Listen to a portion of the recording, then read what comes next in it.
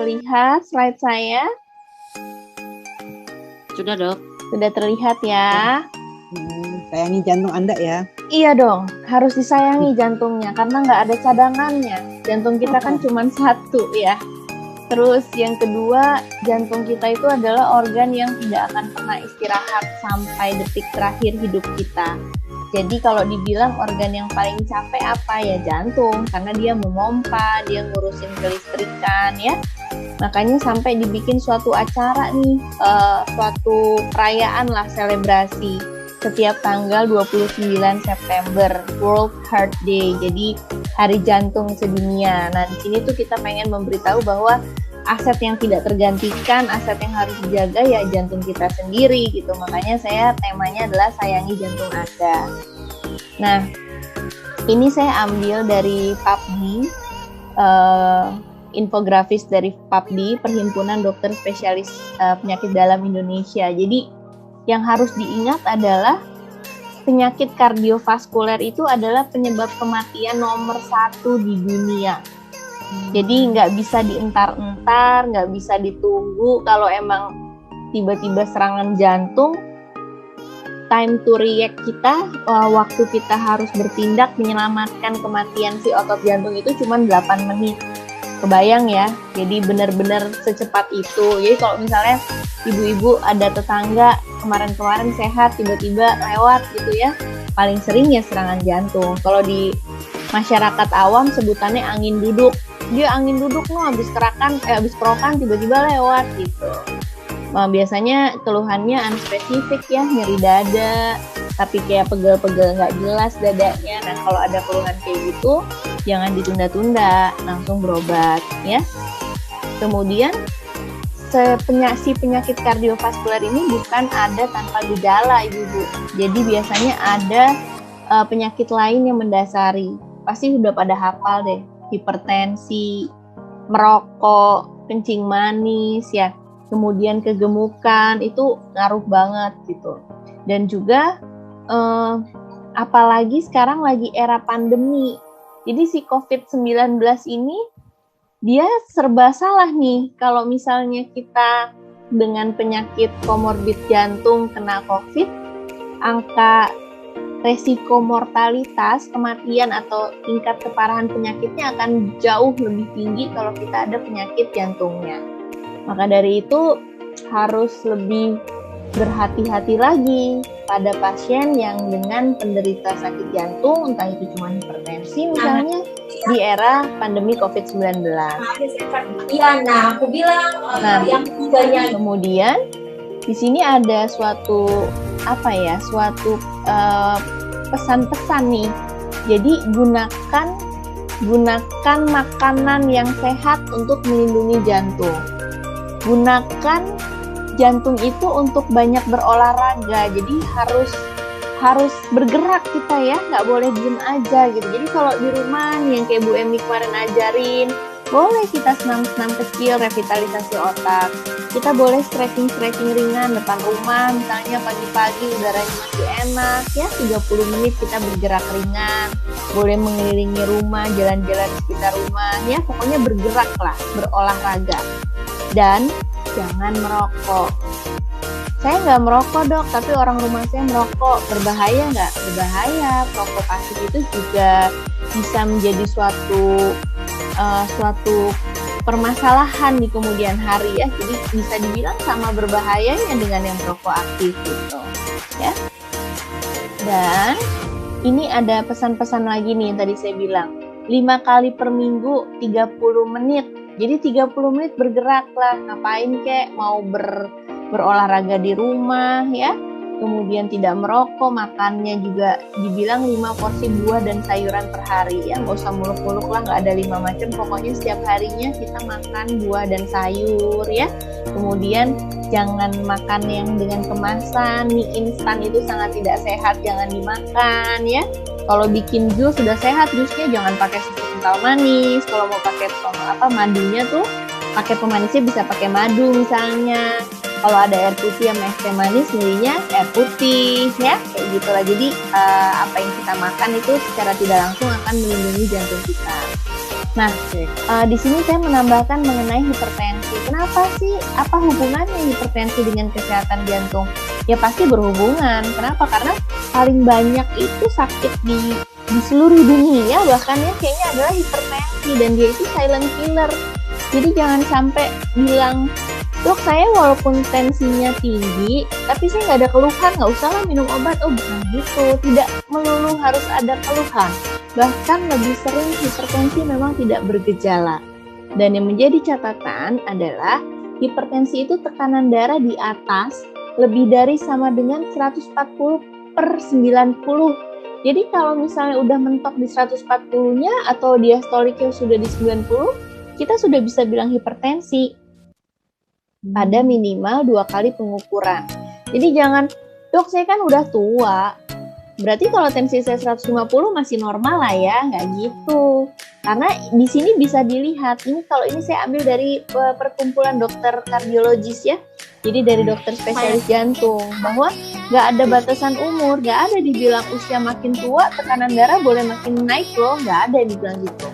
Jadi jangan sampai salah persepsi lagi bahwa hipertensi itu adalah semua kondisi, siapapun orangnya, jenis kelamin apapun, tekanan darah lebih dari sama dengan 140/90, atas atau bawah ya. Ada minimal 2 kali pengukuran. Jadi juga nggak usah takut ya, nggak juga pengukuran pertama tensinya tinggi, sebelumnya normal, kita langsung bilang, oh ibu hipertensi, nggak gitu. Pasti kita akan menyarankan modifikasi gaya hidup, kemudian kita suruh kontrol ulang dulu untuk memastikan benar hipertensi atau tidak gitu. Nah, sama seperti kencing manis ya, yang bahaya dari hipertensi adalah apa yo? Komplikasinya. Ya, jadi bukan si hipertensinya sebenarnya, tapi akibat yang bisa ditimbulkan kalau komplikasinya tidak tertangani, entah itu tiba-tiba stroke, tiba-tiba nanti dia serangan jantung, atau gangguan pembuluh darah perifer, kakinya jadi sering bengkak-bengkak ya, kemudian jadi sering sakit kakinya, atau kerusakan ginjal, matanya ikutan rusak. Pokoknya semua tubuh kita kan ada pembuluh darah ya, dari ujung kepala sampai ujung kaki. Nah kalau pompanya nggak bagus, pembuluh darahnya terbiasa dengan turnover tekanan yang tinggi gitu ya, nanti lama-lama dinding pembuluh darahnya tuh dia rusak. Ada timbul plak aterosklerotik, lebih sempit lagi, tekanan lebih tinggi lagi, tiba-tiba plak kotoran pembuluh darahnya lepas, nyumbet di otak jadi stroke, nyumbet di jantung jadi serangan jantung. Makanya hal-hal seperti itu yang harus kita hindari ya. Nah, jadi kalau misalnya sudah tahu sebegitu mengerikannya hipertensi, masa iya sih minum obat sekali sehari aja males banget gitu ya. Dan tips mengontrol hipertensi itu bukan hanya minum obat, tapi juga harus diet rendah garam, nggak boleh makan yang asin-asin ya. Kemudian penyedap rasa yang memang kadar natriumnya tinggi, kadar garamnya tinggi juga jangan banyak-banyak.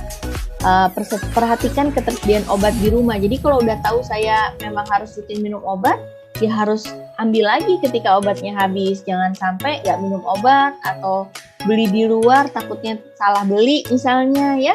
Apalagi sekarang udah ada layanan telemedicine, nggak sempat kesini kan bisa saya bantu nanti dengan layanan telemedicine. Jadi insya Allah tidak pernah nggak punya obatnya lah gitu. Dan harus nerimo. Kadang orang masih suka nggak nerima kalau dia ada hipertensi. Jadi masih menyangkal lah, masih denial. Nah itu yang berbahaya karena biasanya kalau misalnya kitanya masih nggak nerima, minum obat juga berat rasanya. Nanti dengar bisikan sana sini malah minum obat herbal yang nggak karuan juntrungannya ya. Kemudian nanti ujung-ujungnya udah ketahuan ginjalnya udah rusak. Ginjalnya belum rusak tapi pemeriksaan urin udah ada protein uri positif, berarti kan sudah ada glomerulus saringan-saringan di ginjal itu udah mulai kurang baik gitu. Jadi jangan sampai menyesal di kemudian hari ya gitu. Nah dari slide yang sudah saya buat, kira-kira ada yang mau ditanyakan nggak ibu-ibu semua? Kalau ada monggo silahkan, boleh langsung ditanyakan. Aku dok mau nanya dok. Boleh silahkan. Gimana nih Bu? Iya kan, tadi kata dokter kan batasnya 140/90. Memang pernah bukannya dokter ada dokter gitu. Oh belum, ini belum tinggi untuk lansia. Ada, itu justru dokter yang ngomong gitu loh, bukannya dokter Bina, bukan. Makanya saya kadang-kadang kan kita kan 130/80 kan, gitu maksimal. Terus kalau saya kan kalau udah 140 tuh saya udah pusing karena saya biasa 120/70 gitu kan. Kalau saya nih biasanya begitu. Kalau udah 140 itu udah pusing banget gitu. Tapi kadang-kadang enggak kenapa-napa kok usia segini. Justru ada loh yang bagian medis yang ngomong begitu. Makanya saya tadi aku kan suka denger begitu, makanya gimana tuh jadi ya jadi pendapatnya kan lain-lain ya. Betul, terima kasih Bu Emi. Jadi udah pada nonton belum podcast saya sama Dokter Sandra yang tentang 10 mitos hipertensi? Udah saya kirim tuh di grup, bisa ditonton, bisa di-share ke keluarga, itu udah ada di YouTube ya. Jadi kalau misalnya masih ada, nggak banyak mungkin ya, masih ada beberapa tenaga medis yang mungkin belum paham betul, yang mungkin belum update tentang ilmu terbaru ya. Jadi itu kurang tepat. Yang benar adalah tekanan darah lebih dari 140/90 itu sudah bisa dikategorikan hipertensi. Nah, tapi balik lagi, kita tidak akan bilang seseorang punya hipertensi di kunjungan pertama. Makanya di sini kan dibilang di minimal 2 kali pengukuran. Jadi kalau misalnya ada tenaga medis yang bilang nggak apa-apa umur segini kan tekanan darahnya rada tinggi, 150-an masih normal kan, umurnya udah 60 tahun misalnya. Saya sekarang menyarankan bahwa hal tersebut jangan dipercaya lagi, karena kan ini sudah dikeluarkan konsensusnya sama International Society of Hypertension bahkan ya, jadi udah kolegium internasional, bukan cuman di dokter di Indonesia aja gitu. Nah bahkan kalau kita mau lebih dalam lagi belajarnya, pada kasus-kasus tertentu, misalnya pada pasien diabetes mellitus, itu justru target tekanan darahnya dibuat lebih rendah dari 140/90. Jadi bahkan disebutnya tekanan darah terkontrol pada pasien-pasien dengan komorbid, misalnya dengan diabetes gitu ya, itu 130/80. Jadi kalau misalnya 150 dibilang normal kan kesian banget gitu ya. Jadi nggak tepat tuh Bu yang tadi. Tapi terima kasih banget Bu Emi, itu sebenarnya menyuarakan isi hati saya. Masih banyak kadang yang sebenarnya kayak gitu ya. Yang mudah-mudahan sejawat yang lain kalau misalnya intinya dokter itu kan diharuskan harus belajar seumur hidup ya. Mudah-mudahan nanti terus belajar, makin update dengan rekomendasi terbaru sehingga tidak terjadi lagi hal-hal seperti itu.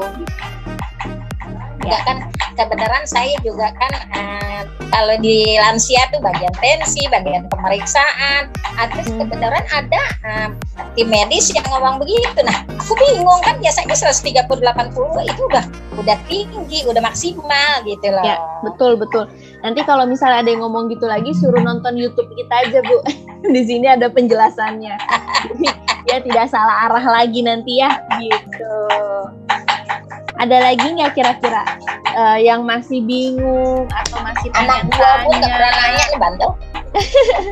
Terus apa ya? Jangan main-main lah sama jantung ya, karena jantung itu benar-benar nggak ada duanya, nggak ada gantinya gitu. Jadi kalau misalnya selama kita masih bisa menggunakan jantung kita dengan baik, jantung kita masih sehat ya terus dijaga. Gitu. Bawel tuh Mama Emi tuh tanya, biarin. Enggak, Mama Emi nggak bawel kok. Tanya dok ya. Boleh. Gimana Bu Mei? Ini kalau katanya suka berdebar tuh jantung ya kan? Itu jantung bukan dok? Oke, pertanyaan yang sangat bagus Bu Mei. Saya suka banget nih ada yang nanya masalah aritmia ya. Jadi gini, sakit jantung itu bukan cuma darah tinggi, bukan cuma sumbatan di pembuluh darah jantung atau yang orang kenal penyakit jantung koroner. Ada juga yang namanya gangguan irama jantung. Cara mencari tahu apakah kita ada gangguan irama jantung atau tidak, itu biasanya yang punya badan yang lebih mengerti. Gangguan irama jantung berarti kedekatnya ya. Jadi kita gunakan, nih boleh sambil dicoba ya ibu-ibu semua ya. Jadi kita gunakan 3 jari kita kita raba dari ibu jari tangan yang sebelahnya. Misalnya saya mau meraba pakai tangan kiri, berarti saya akan meraba tangan kanan saya. Nanti diraba dari jempol nih, dari ibu jari diraba sampai ke pergelangan tangan. Nanti kalau sudah di pergelangan tangan, itu sedikit ditekan, nanti kita akan merasakan denyutan nadi kita. Nah, denyutan nadi yang normal itu reguler. Reguler tuh apa ya? Jadi denyutannya tuh dia kayak dengerin lagu tuh seirama gitu. Tidak ada yang tiba-tiba misalnya ada cetusan, ada denyutan yang harusnya belum waktunya muncul, dia muncul gitu. Itu yang pertama. Yang kedua, berapa kali semenit kita berdenyut nadinya. Jadi kalau kita raba nih, jadi saya ulang ya, 3 jari dari ibu jari yang satunya lagi ditelusuri sampai nanti ketemu pergelangan tangan tempat kita naruh jam biasanya, terus nanti rada ditekan. Nanti ini teraba, ada yang denyut gitu. Nah, nanti kita hitung selama 1 menit. 1 menit kita lihat, kita hitung normalnya 60 sampai 100 kali per menit. Kurang dari 60 tidak normal, lebih dari 100 kali per menit tidak normal. Nah, kalau misalnya berdebar-debar, itu biasanya denyutan nadinya lebih dari 100 kali per menit. Jadi kayak kuda gitu, gedebuk. Nah, itu nanti kerabat tuh. Nah, nanti kalau misalnya kita lagi hitung kok 120 kali per menit ya, pantesan rasanya ngep gitu ya. Nah, itu nanti harus berobat ke puskesmas bisa. Nanti biasanya yang pertama kali dilakukan adalah pemeriksaan tekanan darah, dilihat tensinya naik nggak. Yang kedua, kita dengarkan dengan stetoskop irama jantungnya. Dan yang ketiga, kalau diperlukan untuk melihat apakah ada gangguan irama jantung, kita lakukan pemeriksaan EKG. Gitu. Jadi yang jelas kalau ada sensasi berdebar-debar itu bukan sesuatu yang normal. Harus dicari tahu penyebabnya apa. Penyebabnya bisa dari kelistrikan jantungnya sendiri yang rada error, atau bisa si berdebar-debar itu adalah suatu kondisi kompensasi akibat kondisi tubuh kita yang lain. Misalnya tensinya 200/120, pasti kita berdebar-debar karena jantungnya butuh kerja lebih berat lagi. Atau misalnya kita dalam kondisi yang sakit ya, lagi sakit, lagi demam, itu pasti kita juga takikardi. Jadi yang tadi saya ajarkan adalah suatu pemeriksaan namanya menari, meraba nadi sendiri. Nah, itu penting banget. Alhamdulillah dengan pertanyaannya Bu Mei, saya juga jadi bisa menjelaskan nih bahwa kita harus terbiasa menari, meraba nadi sendiri. Karena kalau kayak zaman dulu ya, tabib-tabib itu kan cuma dengan meraba nadi dia bisa tahu ya si orang itu sakit apa gitu ya. Ternyata itu memang ada hubungannya gitu, bahwa kita bisa menilai apakah ada suatu gangguan fisiologis atau tidak dengan heart rate-nya, irama jantungnya berapa kali per menit. Kurang lebih seperti itu, Bu Mei. Terima kasih, Bu Dok. Sama-sama, sudah jelas ya, insya Allah ya. Ya. Kalau nggak jelas, besok aku ke dokter lagi. Oh iya, boleh. Boleh. Ada lagi nggak yang mau ditanyakan kira-kira? Tentang jantung. Udah pada tahu belum bedanya sakit jantung sama sakit lambung? Kadang rada mirip tuh keluhannya. Kadang orang suka ketipu, nyeri ulu hati, minum obat lambung aja nggak mari-mari ya, nggak kelar-kelar gitu ibaratnya. Ternyata pas diperiksa, kok ke arah ini ya, ke arah sindroma koroner akut ya, gitu, penyakit jantung koroner ya. Terus kita lakukan rekam jantung, ternyata ada sumbatan di jantungnya gitu. Ada yang tahu nggak kira-kira bedanya apa? Kalau yang masih ingat, dulu saya sering cerita nih pas kita lagi sering senam di atas. Kalau sakit lambung bisa ditunjuk nggak pakai jari? Oh iya, kalau jantung pakai apa yuk? Kalau ini cuma 1 jari ya, kalau kita lambung 1 jari, kalau ini begini kan, kalau jantung. Ya betul. Ya. Kalau misalnya kita nyeri ulu hati karena dia sakit lambung, biasanya kita bisa nunjuk pakai 1 jari. Jadi si pasien bisa bilang, ini nih dok di sini nih, benar-benar 1 jari dia bisa nunjuk. Tapi kalau serangan jantung biasanya dia pakai 5 jari. Jadi dia bilangnya dadanya nggak enak dok, gitu. Menembus ke punggung nggak? Iya dok, sampai punggung dok. Rahang saya juga ikutan sakit gitu. Cuman kalau misalnya dia nyeri ulu hati karena lambung, peningkatan asam lambung ya, biasanya spesifik banget pasiennya itu menunjuknya dengan 1 jari dan dia spesifik bisa menunjuk lokasi sakitnya. Tapi kalau jantung tidak, dia tidak jelas, pokoknya dadanya rasanya nggak enak aja.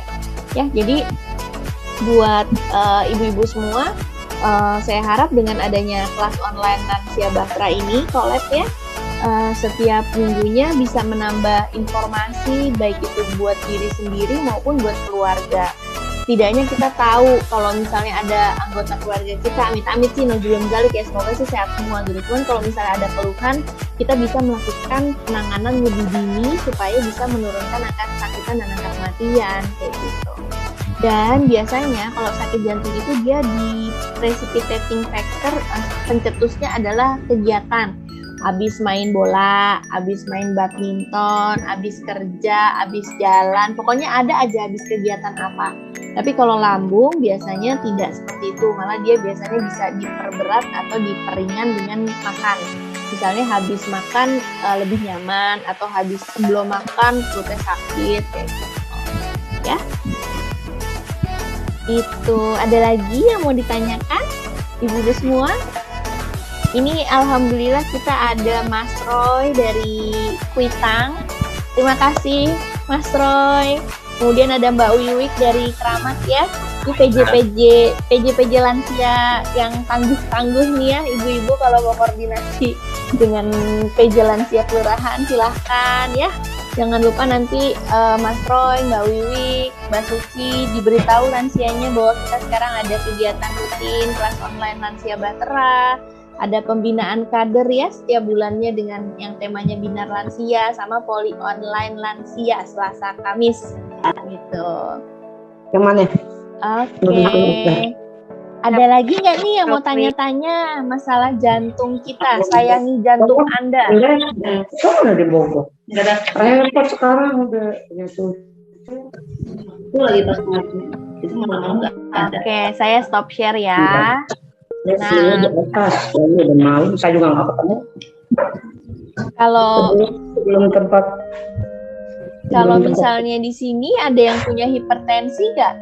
Hipertensi atau misalnya rutin berobat ke dokter spesialis jantung gitu, ada nggak? Kalau misalnya ada, harus terus berobat maksud saya. Tadi saya habis jaga poli, ada pasien tanya, saya disaranin sama orang, jadi dia selain minum obat rutin dari dokter, dia minum obat herbal lah bahasanya. Terus si orang di toko herbalnya bilang, Bapak stop aja obatnya, minum obat herbal aja gitu. Itu untuk pasiennya nanya ya ke saya, jadi saya bisa membantu untuk menjelaskan bahwa itu sama aja nyuruh pasiennya bunuh diri ya. Apalagi tadi kasusnya tuh pasiennya sudah pasang ring 4 biji, dia dengan penyakit jantung koroner, ada hipertensi, sudah lansia, bisa-bisanya disuruh berhenti minum obat sama si toko herbal kan. Jadi kalau ada yang kayak gitu-gitu, tolong dibilangin ya bahwa itu bukan hal yang tepat. Dan saya harap ibu-ibu bisa tanya apapun, kapanpun mengenai kesehatan, biar tidak termakan hoax ya, karena itu ngeri banget tuh kayak gitu-gitu. Jadi jangan sampai terjerumus di jalan yang salah. Oke deh. Ini kalau misalnya nggak ada lagi yang mau ditanyakan, Dokter, aku mau tanya dokter. Oh boleh. Gimana Bu Farida? Silakan. Ini dokter apa? Ini bapak itu suami kakinya bengkak dokter, kakinya bengkak udah ada sebulan. Apakah itu berhubungan dengan jantung kah dokter? Lymphedema gitu istilahnya. Bengkaknya kanan kiri nggak? Kanan kiri dokter. Kanan kiri. Kiri. Bengkaknya kalau misalnya ibu tekan kakinya si punggung, bukan punggung ya, tibia itu berarti apa ya? Betis ya, dokter. Betis, tapi bagian depannya coba ibu tekan selama 10 detik, dia menggelep apa enggak? Nah, betisnya kelihatan kayak bengkak itu dokter, bengkak. Bengkak jadi seperti ya? apa ya? kaki itu yang sepanjang betis itu dokter, kayak bengkak itu. Oke, ada sesak nafas nggak Bu? Medikal ya. Kenapa dok? Ada sesak nafas nggak? Sesak cepet capek. Matanya, dadanya kadang-kadang sakit. Nah ya, kalau misalnya usianya sudah lanjut, kemudian ada bengkak di kedua kaki bagian bawah, tidak hilang dengan kakinya ditinggikan ya, itu kemungkinan besar ada hubungannya dengan jantung Bu. Oh gitu dok. Jadi harus dibawa ke puskesmas ya, biar bisa diperiksa lebih lanjut. Diperiksa labnya itu mau lihat ginjalnya bermasalah tidak. Biasanya kalau bengkak-bengkak itu ginjalnya sudah mulai bermasalah. Kemudian direkam jantung untuk melihat ada pembesaran di jantungnya atau tidak, irama jantungnya ya. Sama biar bisa didiagnosa kira-kira edema perifernya, bengkak pada kakinya benar-benar berhubungan langsung dari jantungnya atau jangan-jangan penyakit pembuluh darah bawah. Karena ada penyakit pembuluh darah perifer seperti CVI namanya ya, chronic vein insufficiency, itu kakinya bengkak juga gitu. Jadi bisa dibawa ke puskesmas dokter? Boleh nanti ke puskesmas biar kita periksa lebih lanjut ya Bu. Bapak ini ya, suaminya Ibu Farida? Iya Pak, yang waktu itu divaksin dokter, saya kok kakinya bengkak gitu. Boleh Bu, diperiksa aja dulu ya, biar kita bisa tahu kenapa bengkaknya ya. Iya dokter. Ya. Makasih dokter ya. Sama-sama. Kita boleh Bu Rosidah ya. Iya dok. Ibu, Maaf, gimana dok. Bu? Iya. Saya ini kan rutin amlodipin 10 mili dok ya. Iya betul. Saya cuma ingin menanyakan aja dok, kalau batasan 5 mili dan 10 mili itu untuk tensi berapa aja tuh dok? Oke, baik. Ibu dengan 10 mg tekanan darahnya berapa? 143/90 dok. Oke, Ibu kadang ada naik sedikit. Oke, Ibu ada penyakit lain selain hipertensi? Ada pengapuran dok, pengapuran lutut. Yang lainnya nggak ada sih. Lainnya nggak ada ya.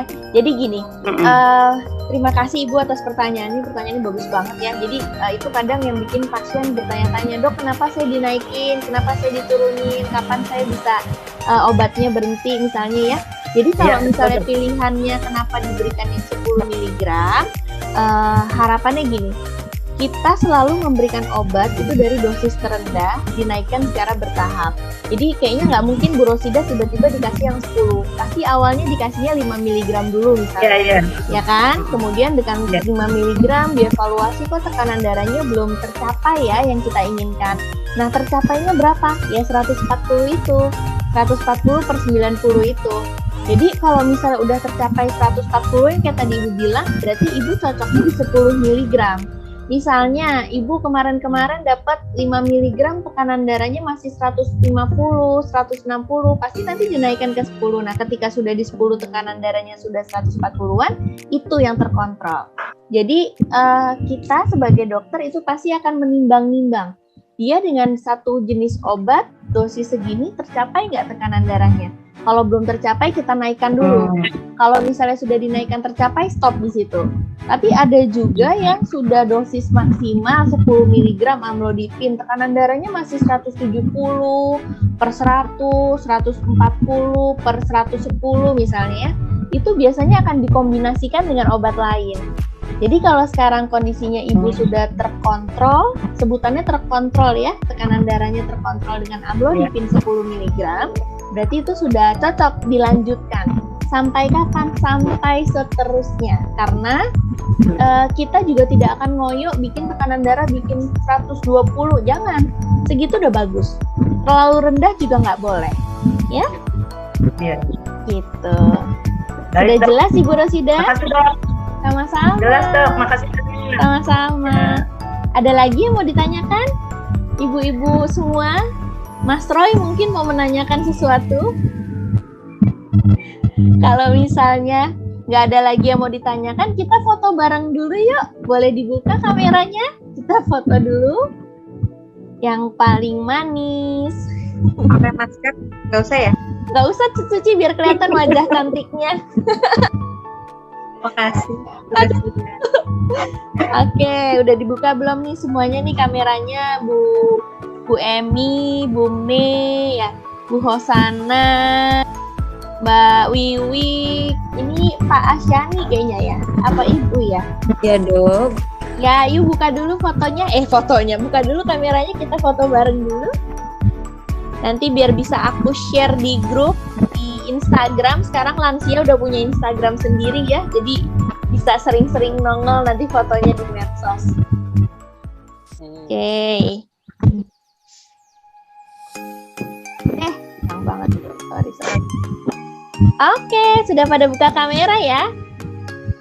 Kita foto ya, senyum yang paling manis. Bu Mei belum buka nih, Bu Mei mau buka dulu nggak kameranya? Saya mulai ya, foto ya. 1, 2. Oke, sekali lagi ya. 1, 2, senyum yang paling manis. Oke deh. Terima kasih atas kehadirannya di collab episode 2, Sayangi Jantung Anda. Terus sayangi jantung Anda, lakukan kegiatan yang baik-baik, makan sayur, jangan makan jeroan ya. Kalau bisa suruh orang rumahnya berhenti merokok, jangan makan terlalu asin ya. Gitu. Saya rasa cukup untuk hari ini. Terima kasih banyak. Sampai ketemu di kegiatan selanjutnya. Salam sehat ya. Terima kasih dokter. Terima kasih dokter. Semangat terus. Waalaikumsalam. Saya izin live ya.